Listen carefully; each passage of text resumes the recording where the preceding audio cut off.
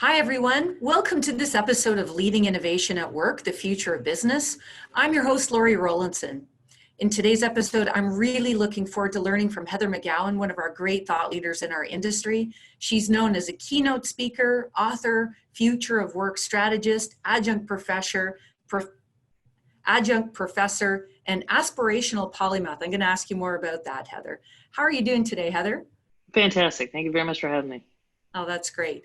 In today's episode, Heather's going to share more with us about working to learn and how that's transforming business and the humanity behind business and how it's impacting the built environment. But before we do that, I'd like to hear a little bit more about you, Heather. I'm always so interested when we see great women leaders in such progressive fields, and just to hear a little bit about your career path and how you got to where you are. I get asked all the time, how did you get to your role? I'd just like to hear a little bit more behind the scenes about you and how you got to where you are. Sure. So there wasn't a job called Future Work Strategist to which I applied with some sort of resume. So let's be clear about that. I had been working in both corporate consulting and design strategy, business management strategy, and also working in universities, advising university presidents and provosts on preparing for, more innovation. I don't think I had the language yet called future work. I spent about a decade doing that. And in the process, I realized that the translations I was trying to make for universities to understand what was happening in work, and then the translations I was trying to make for corporations to understand what universities were trying to do, was in and of itself a discipline. So it sort of emerged. So I started creating these the sort of talk we'll go through this morning for both of these audiences. And then in 2014, out of abundance of frustration, I saw a lot of people out there talking about the future work that were technology dystopians who, the robots are coming, we're all just gonna end up in universal basic income and high on opioids and we're screwed. And I just didn't believe that. I have a lot more optimism about humans, especially in a learning-centric future of work. And so I started explaining the world as I saw it. And I wrote a job series. I wrote a blog series on LinkedIn called Jobs Are Over, the Future is Income Generation. It was a 4-part series. The first part, which was my first blog post ever, a few thousand people read it. The second part, where I really got into my theory, 100,000 people read it in 2 days. And I started getting speaking requests from all over the world. And the first one was, thank you very much, Annalie Killian at Sparks and Honey, was for AMP in Australia. So I flew to Australia, I gave a talk, I got a great video of it, I put it on YouTube. People started asking me more and more to come speak. And now all I do is fly around the world explaining the future work. So it's a job that sort of emerged out of some of my own frustration. Clearly there was a market need, and my skills happen to be aligned with this moment in time. So I'm, for that, I think, very blessed. That's amazing. And, I think sometimes out of frustration comes inspiration, right? Yeah. And I really applaud you for being a pioneer on some of these topics. Obviously, you've taken a very academic approach that's responded very, very well and resonated well with your audience. And I know in this particular conference that we're recording for, it's really around technology at work, but I really love your topic. And I think it's important because I agree with you completely, Heather. Our best intelligence is not artificial. And I think sometimes we hear, panic merchants around that we're going to be taken over by robots. We actually have another speaker that's talking on that same topic. But like you say, I think our best intelligence is not artificial. But I do think our skill set and how we're interacting with technology is going to evolve very rapidly over the next couple of years. Yep. Yeah. So without further ado, I'd love to hear more around your presentation, Heather, Work to Learn. Sure. So this is kind of like the bare bones of the kind of talk I do. This is the sort of the essential elements of what I think people need to understand to have a substantive conversation about what's happening in the world. My co-author, Chris Shipley, and I are codifying these sort of talks. I've done a few hundred of them around the world, listened to the audience, tried to understand what was really resonating with them, what was most important to them. And from that, we wrote this book called The Adaptation Advantage, which will be out in April. And the frameworks and the visuals that I use, which come from my design background, in my talks will be in the book. So it will be somewhere between 75 and 100 frameworks, and hopefully a quick to read book that will help people get on a lit path to their own future. So let me start with my future work thesis, which looks like this. Education existed in one band, career in another, and retirement in another. This is what I kind of call the old promise that a lot of people are stuck in. Whether you went to university or not, education was that first third of your life. Then it got you on the career ladder, you collected a pension, and by design, you died a year later. I mean, the age for pension was actually picked to be shorter than the human lifespan. So they never intended to pay pensions. Our success measures here were, did we codify and transfer the right skills into you to get you on that career escalator? If we did, the job of education/learning was over and life existed in these discrete bands. And a lot of people are operating like this is still true. But what I think is the reality today is this: life expectancy is not 90 yet, but it will be soon for many people, if not everybody. Education becomes learning because learning doesn't imply an end state the way becoming educated does. Work becomes leverage of that learning to signal that work and learning are a combined act. And then instead of retirement, we talk about longevity in a different way so we remain engaged. And then it looks more like this. And navigation in this world isn't about getting you on any sort of career ladder because that's gone. It's helping you navigate between these steps. And I think it really comes down to a simple but complicated formula of, can you learn, can you adapt, and can create new value in constant cycles throughout the whole, now much longer career arc. And so the reason Chris and I call our consulting firm Work to Learn is we believe that in the past we learned once in order to work, and now we must work in order to learn continuously. And in the past, our identity was bestowed upon us. So you answer that question, who are you with, what do you do, with your company name, your industry, your job title, something that sort of signals who you are by really just an expression of skills and knowledge at a moment in time. And now I think we need a self-actualized, internally validated identity that allows you to traverse across those multiple engagements and through all those learning cycles.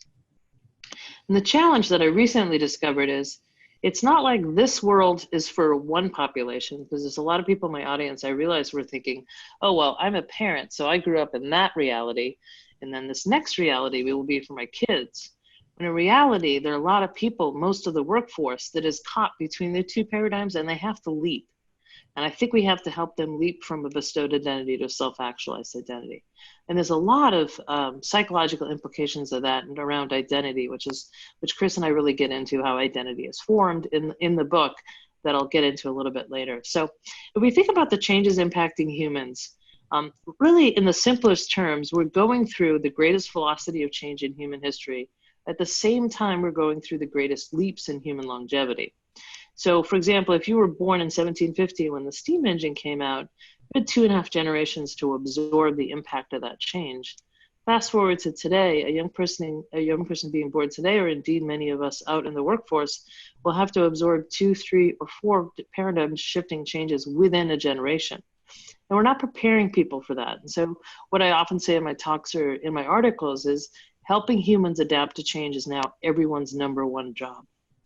As a parent, as an educator, as a leader, it has a huge new dimensions of what leadership really means, because it's not about simply driving productivity anymore. It's about inspiring human potential. In order to do that, you've got to help people be comfortable with flying without a net at times. And one of the things I noticed in tracking all the changes in technology is the only thing I think moving faster than the adoption of technology is the spread of social and cultural change in social and cultural norms. So we have these 3 questions we ask ourselves and each other. What do you do? Where are you from? And who are you? And those are questions that sort of ground our identity and allow us to connect to each other and make sense of things. And there are a number of factors, I'm tracking 13 right now, that are really shifting these 3 questions. So a lot of this is US, but it is applicable to the developed world. We're going, racially, we're going from a white majority to a white minority, and that's making some people incredibly uncomfortable. We're going from Judeo-Christian, let's face it, a Christian norm, to a plurality of religions, or more people who are simply unaffiliated. In 2015, Harvard had its first entering class that had more atheists than Christians in its 400-year history. Muslims will be the largest religion in the world in our lifetimes, eclipsing Christianity for the first time in recorded history.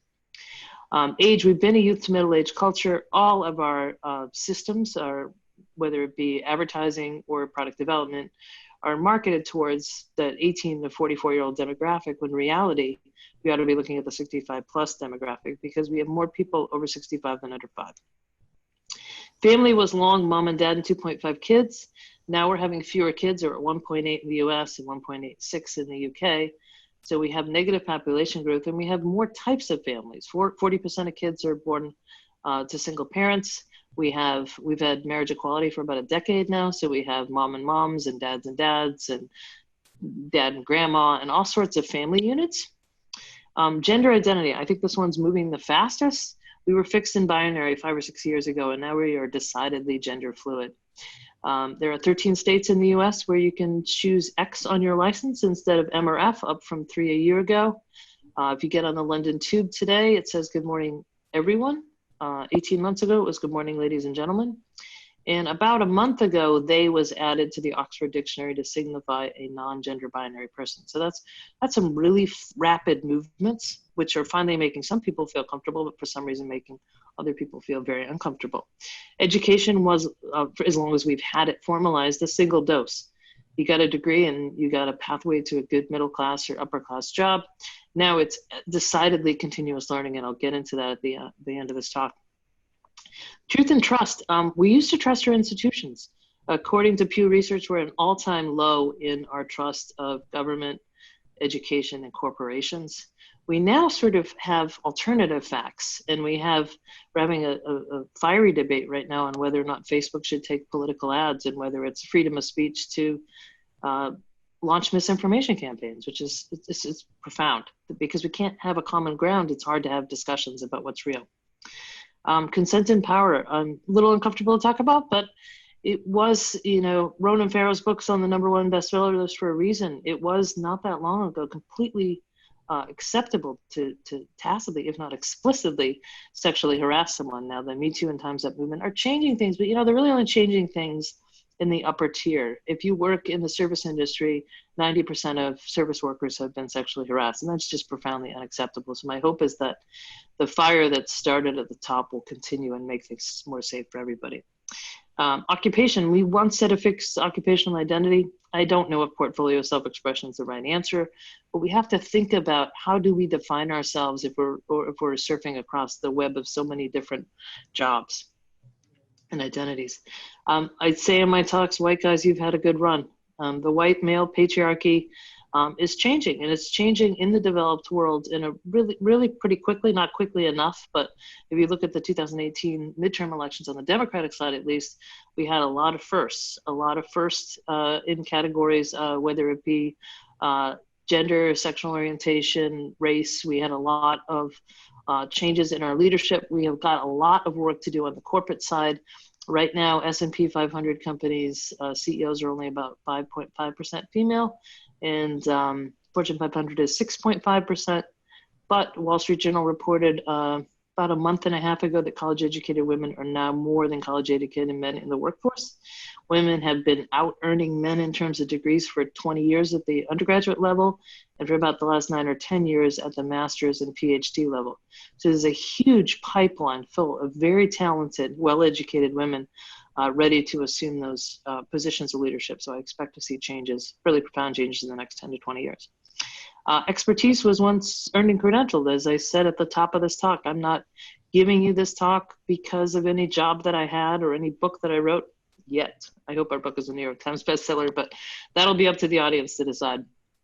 It's really because I saw a need in the market. I saw skills that I had that could apply to that need, and I just created value and then figured out who was going to pay for it. And I think more of us have to think that way. Develop a personal brand, develop a personal network, but figure out what value it is you can offer them in the world, and then figure out who's going to pay for that value. Our human relationships have long been face-to-face, but we spend 51% of our time online in the developed world right now. That's actually leading to more isolation and loneliness. But if you look at the top 10 populations in the world, they were countries, but right now only 2 of them are countries. The other 8 are social media platforms. And that's happened in the last 4 or 5 years. So if you look at this list, it's really dimensions about who we are or how we define ourselves, what we do for work or how we express ourselves, or really, I think maybe even the most important, not where we're from, but where do we belong? And I think we need to work really hard on helping human beings have greater connection and where they belong, and work is certainly a vehicle for doing that.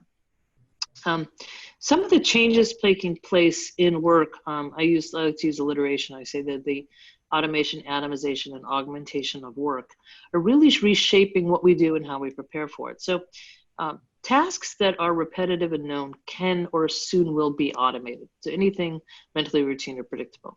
Tasks that are discrete and predictable can be atomized. So that means it can be broken into a job fragment that can be done in isolation. Anytime you use Fiverr or Upwork or TaskRabbit or even call an Uber, you're participating in atomized work that's been separated from a job. And then the domain that we need more humans to work in is what is augmented. That's the VUCA world, volatile, uncertain, complex, and ambiguous.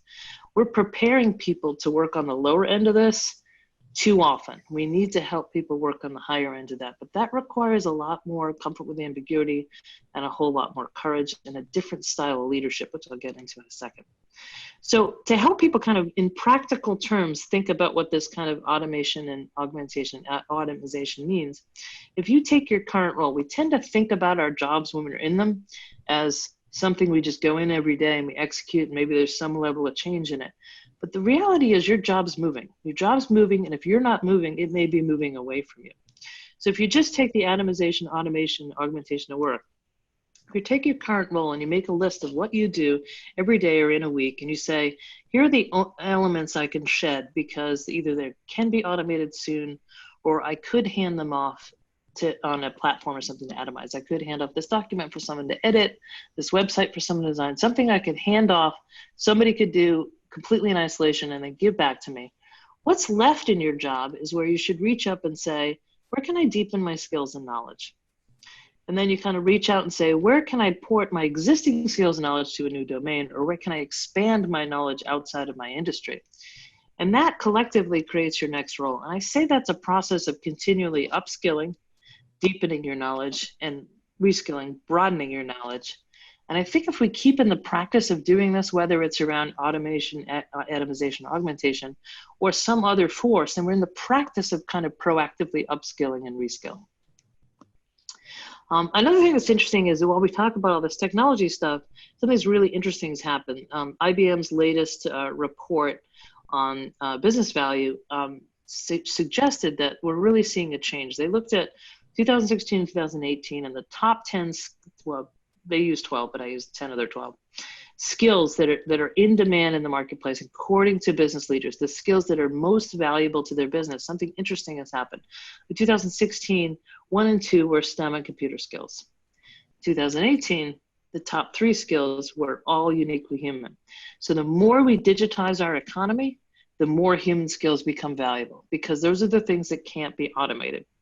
So as we go further and further along, in the last report, I think we're at 18, 20, or 20%, we've digitized our economy in the US. As we move that needle further and further, the human skills become increasingly important.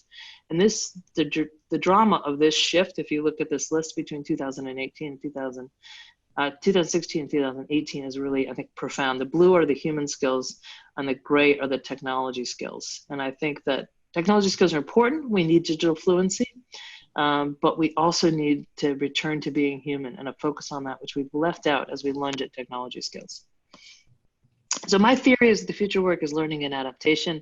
And I think about it like an iceberg, and I think we're really upside down on this. I think the top of the iceberg that's out of the water is the skills you're hired to do, the explicit skills, often technical skills, when in reality, we've got to start with identity. We've got to help people understand how to create a resilient and adaptive identity, because you're going to have to learn and adapt for the rest of your life. And in order to do that, you need to understand who you are at your core. Even when people around you don't eat like you, look like you, or pray like you, how do you define yourself? What is it that you're good at? After your identity, it's your agile learning mindset. This is a concept that I created, which is sort of, you've got Carol Dweck's growth mindset, which is really a profound piece of work. This is saying, okay, once you get past the growth mindset, how is it that you learn and adapt? How do you establish agency? How do you understand how to become more adaptable? And adaptable and flexible are not the same thing. Flexible is reaching into your toolkit to grab a different tool. Adaptable is reaching into your toolkit to forge a new tool. Adaptability requires learning. It also requires awareness, not only self-awareness, but market awareness. How do you create value for an organization? How does that organization create value? How do you create alignment between those two? Then at the waterline is what's often called soft skills. I call them enablers because I think they make you better at your job, but also at your marriage and your family and your friends. It's the uniquely human skills, the things we can't automate. And then the top of the pyramid are those skills for which you're hired. And I think we're going to see the skills rotate a lot more, and we have to spend a lot more time below the waterline thinking about it. So if you look at it, it's really, where do you belong? How do you define yourself? How do you express yourself? And then what do you do? Where we start with what do you do, I think what do you do should be exhaust from answering these other questions in a more meaningful way. So we're learning, earning, and living longer. And I think one of the things that's interesting is we packed learning in the first third of our lives because our understanding of brain science is actually from the 70s when life was a whole lot simpler. And we said, okay, fluid intelligence peaks at 18 to 20, so we got to pack all the learning in before then. Recent research out of Mass General and Harvard has found a whole slew of cognitive peaks we should pay attention to. So fluid intelligence, it's at 20, crystallized intelligence may be 60 or 70. And that's your ability, that's your deep knowledge, your ability to store information. But look, executive function doesn't peak till 29. Your prefrontal cortex doesn't form till you're almost 30. Yet we're asking people to make decisions about learning in debt before they have the ability to do so. Our ability to concentrate at 43, our ability to read emotions at 48, our ability to learn new information at 50, and don't play Scrabble with anybody over 67. They're going to kick your butt. So if you look at this spectrum, you really have a profound argument for lifelong learning and thinking about an age-diverse workforce and the different things they could bring to your organization. What's really interesting is the World Economic Forum had their top 10 lists of future skills. And I looked at that with this researcher against these cognitive peaks. And so cognitive flexibility is one of their top skills. It does probably peak before 30, but it's not a slide like this. It may be a slide like that. And with that, we're learning more every day. Critical thinking, complex problem solving, and creativity is a lot of debate about how much context you need in order to develop those skills. But what's really interesting is what peaks after 40 is 60% of the skills. People management, coordinating with others, emotional intelligence, judgment, decision making, service orientation, and negotiation. What's also interesting is the majority of those skills are ones that you learn or develop in collaboration. And we've seen 50% increase in collaboration and work over the last 20 years. So we have to start thinking about the skills at the top of the ladder, like applications on our phone. We're going to add and delete them all the time. It's not how we define ourselves. It's just something we add to the toolbox. So Google did some work looking at leadership in teams and found that it wasn't looking at across, I think, 180 teams over 2 years using their analytics. It was not the teams with the highest IQ. It was not the teams that knew each other the most. It was not the teams with the greatest racial or gender diversity. The teams that were superior had established psychological safety. That is, can I be vulnerable? Can I help my team take risks?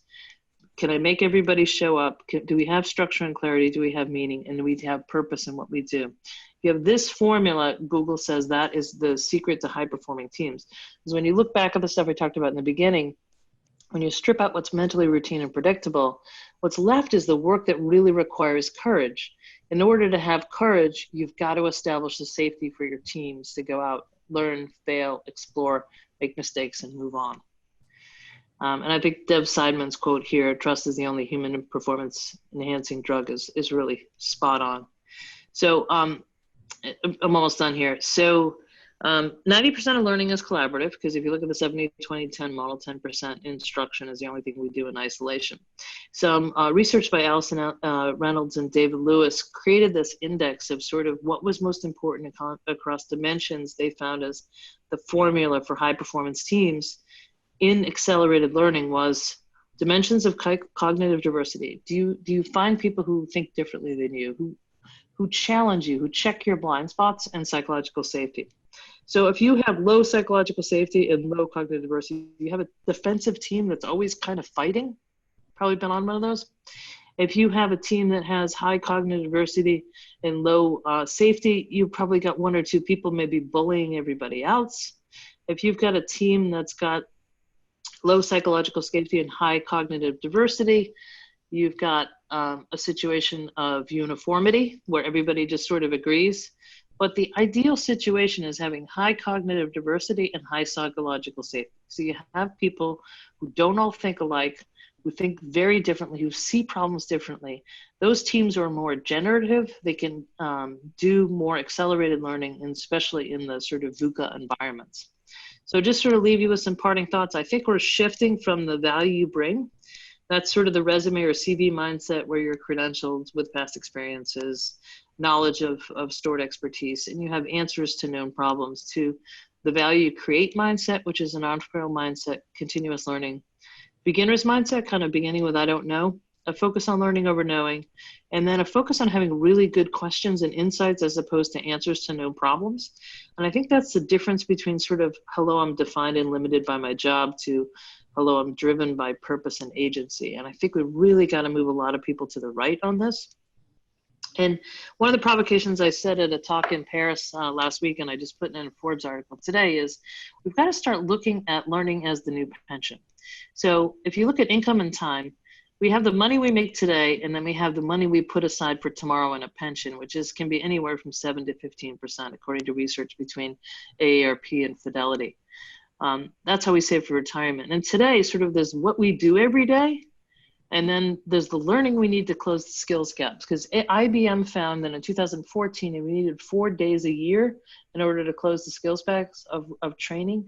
In 2018, that became 36 days. When you look at the days worked in a year, it ranges from the US works the most days, the UK works the fewest across the OECD countries. You're looking at 14 to 16% of your working time should be dedicated to closing that skills gap. Now that's 2018. We're in 2019, about to come into 2020. I spoke to Jan Owen of the Foundation for Young Australians. They do excellent research. I would suggest following almost everything they do. It's applicable to all the developed world. She said her research suggests that we are looking at 30% of our time soon. 30% of our time learning to bridge skills gaps. And that's really profound. And so that to me is learning is absolutely the new pension. That's not to suggest we don't need pensions, but we need to think every day about how am I creating my future value? How am I preparing for the challenges I can't even see yet? So with that, I just thought that would set some groundwork. I don't know how much time we have left after that, but I'm open to diving in anywhere after that.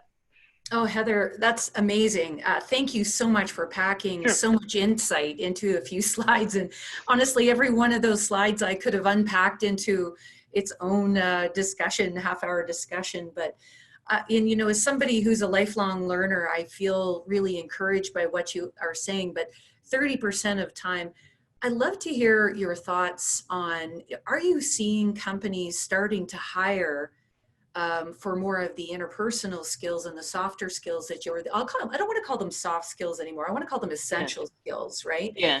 So that they're looked at very differently with a different sort of imperative. But do you feel we're still hiring more for MBAs and degrees versus the soft skills? And how quickly do you see companies starting to shift towards that more to the right paradigm that you're talking about? I did interview someone for my book from a company called Pymetrics, and they use artificial intelligence platform in some sort of psychological sort of games. That sounds dark, but it's not dark, but it's to reveal what are you going to do in certain circumstances so you can tease out not what somebody's done in the past, because that's a static backward-looking document, but what could they do in the future?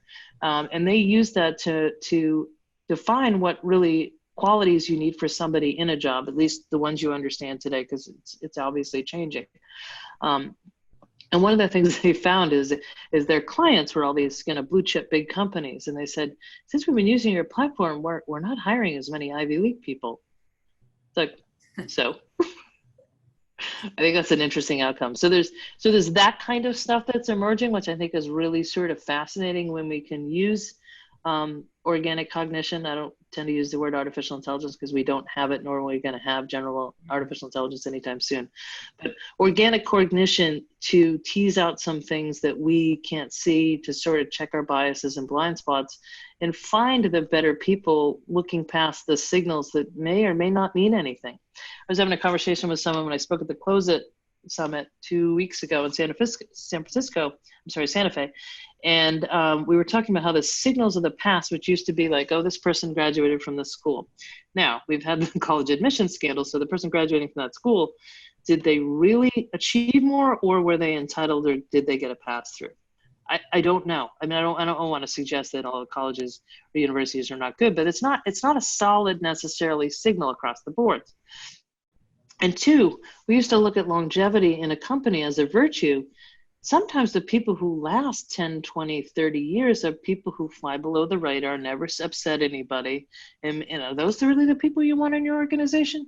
Now, I'm not going to bash longevity either, but I just question both of those signals, because if I had two people here and here, and this person had a degree and this person didn't, I might hire the person who didn't have the degree if they've managed to achieve a lot, because they've overcome all the barriers. I remember I was working at a company and there was a woman there who I know had raised triplets.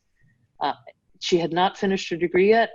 I picked her immediately. I thought, she can handle anything that comes down the pipe. She's managed 3 small humans at once. She's going to run circles around all of you. And I think there's a lot we can do with women returning to the workforce where we're missing out on some of those crucial time management skills. Yeah, I totally agree with all of that. And, you know, a big part of what I heard in your message and in the workplace is we've got to be much better at enabling collaboration and upskilling and playfulness and learning as a way to really continue to reskill and provide an environment where employees can be productive, right? So I'd love to hear a little bit more around, I was really interested to hear your description of hiring considerations. So when you're hiring going forward, do you think that these skills of grit and some of these other interpersonal skills can be learned, or do you just have them? Like, I'm just also trying to give people advice in the hiring process. So the technical stuff, you can go to school and learn. Can you learn emotional intelligence? Can you learn to be a leader in a high-performing culture? And like, are we born with it, or do we learn it? I'd just love to hear your thoughts on how we reskill in creativity and some of those ethereal skills that a lot of people perceive that either you've got it or you don't. What's your thoughts on that, Heather? Yes, I think some people are like anything. Some people are born with some more abilities, natural abilities than others. But I think humans have a tremendous amount of potential. Like my brother had a really dramatic stroke this summer, and he is learning to walk again. And if you've ever watched anybody recover from a stroke, you know what the brain is, possible of doing. What our untapped potential is to adapt to changing circumstances. And I don't think that's limited to speech or mobility. I think that includes our uniquely human skills. So that's something that really sticks with me, because I'm watching him and just in awe what the human brain can do. I think the human heart can do that as well. I think we've shied away from having hard conversations with people about changing behavior in organizations. That sort of no asshole rule book that was so big for a while, it was a cute graphic and everybody thought it was great. And then everybody continued to enable assholes if they were the top performing sales rep. And I think we really need to think about behavior changes, because I've found in organizations that I've consulted for, a lot of times it isn't the technical skills that are a problem, it's the behavioral stuff that's a problem. And then my third point is the Future Work Skills Academy out of Australia has developed a training platform for these uniquely human skills. They took the skills defined by the Institute of the Future of Work, which are everything from transdisciplinarity to sense making to novel and adaptive thinking. And those are all things you can develop. Their theory is that you use this online training platform with experts they found who embody each of those skills. And that's the skills infusion. So that exposes you to what this skill is, why it's important, what it looks like. Then you put it into practice with a mentor, you further develop it, and then you reach some level of mastery in it. But it's going to start with the skills infusion. So it's not like you're going to read a book and suddenly you'll become emotionally intelligent, but reading a book about emotional intelligence might make you more aware of your own behavior, might make you aware of the value of emotional intelligence, that sort of thing. So that's a great answer, Heather. You know, and I think what we're going to do is just capture all of the references that you've made and just put a little postcard at the end so anybody can follow up if they would like more information. Thank you for being so generous with your references. But most importantly, when can we buy your book? Right now, I'm finishing. I think I handed in my last document just before I got on this call. So I'm in the development side, the editing cycle right now. So it's listed to be released April 14th, 2020. It's on pre-sale right now on Amazon. It'll be available other places, and I'll be doing some sort of book tour, I hope. So this is a call out to my audience and anybody on this conference. Go ahead and buy Heather and Chris's book, The Adaptation Advantage. You can do pre-sales now on Amazon. Let's help her make it a New York Times bestseller. She mentioned that earlier.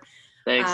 And Heather, I thank you. And it's interesting, I find it interesting just as a wrap-up comment that, you know, our worlds started as so different and they're coming together, which is a testimony for how important workplace psychology and the humanity at work and how we serve our stakeholder constituents and our occupants in our building really crosses over so well into how we're enabling productivity and reskilling and a successful workforce in the future. And I'm really glad our worlds have collided, and I'm excited to read your book. If you're not already following Heather on LinkedIn, you should be. You've got her website there. You've got a number of references that will link back, Twitter, LinkedIn. Please do follow her. I just revere her comments and her articles, and she's well regarded in our industry. So please do follow her if you are not already. I don't have any other questions. Heather, do you have one parting comment before we go? Thank you for your so generous with your time today too, by the way. Sure. I read two articles this morning that I posted on LinkedIn. I think both of them from the New York Times, and they both broke my heart a little bit. So I feel like I should mention them. One was about an individual who lost her job 3 years ago, and now she has a notebook of everything she applies for and whether people get back to her, and mostly they don't. And I think there's a real bias in the marketplace. If somebody has left a job or lost a job, they're considered not as valuable as somebody in the workforce. And I think we're missing a lot of human potential out there by skipping over these folks. So it's a shout out to anybody who's hiring right now to look past your biases, because that's what they are. They're biases against people who are not currently in the workforce. And the other article was on the flip side of it, was talking about how early failures, some research that came out that early failures in your career, which could include things like job loss, lead to individuals who soar at higher heights later on, because they've worked through failure, they've overcome hardship. They still, I think they don't mention it in the article, but it's something I think is true. They still have some hunger and some humility that keeps them to be more voracious learners and more authentic leaders. So your setback, if you're experiencing one now, if anybody's listening to this, know that it may be the source of your greatest strength. And if you're hiring out there, please don't look past the people who are, for one reason or other, out of the workforce, because you could be missing someone really fantastic. What a paradigm shift, because we tend to hide those in our resumes, right? Like yeah. I read some statistic, like 70% of resumes have like a little bit of a truth shift. And I think that as long as you can explain the right context and what you learned out of that, it shows that you have the ability to persist and evolve and move on. You've learned from it. So don't hide it as much as the hiring managers or the leaders look for those evidence, evidence of, ability to persist and that intestinal fortitude that really will get you through to the next level. And it's a great life skill. It's evidence of that. So thanks, Heather. That's a very different paradigm shift in how to look at that topic. All right. Well, that's all. I'll put our failure resumes out there. I know mine would be much longer than my success resume. Yeah, but you have attained a level of success. I think I'm probably not going to get the quote right, but if you haven't failed, then you're not stretching yourself far enough, because you have Sure. achieved such a level of success, other that with full of lessons that have taught you along the way and informed success. So if you're not failing, then you're not stretching yourself hard enough, I think, too. Indeed. Yep. Right. Well, thank you so much for being so generous with your time Sure. today, Heather. That's all I've got today. Thank you for participating in this episode of Leading Innovation at Work, and we'll see you on the other side. Thanks so much for having me. Oh, my pleasure, Heather.